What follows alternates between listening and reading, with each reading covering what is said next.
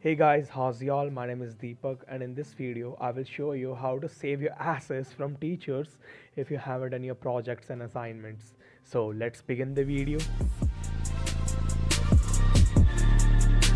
So as you read in the title, we are going to corrupt our project file on the deadline date so that you can give it to your teacher by saying we have completed our project but it's corrupted now.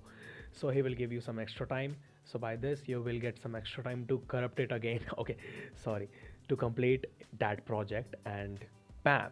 Okay, to corrupt a file you have to open this website name as corruptafile.net on your browser, and after opening this website just scroll down and upload your any of the file from any of the given option, drive, dropbox, or directly from the storage. And after uploading your file it will automatically corrupt your file and you can simply download corrupted file to your storage from here, and then we are done.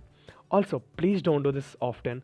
It is just for emergency purposes only.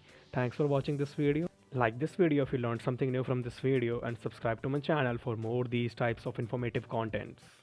Thank you.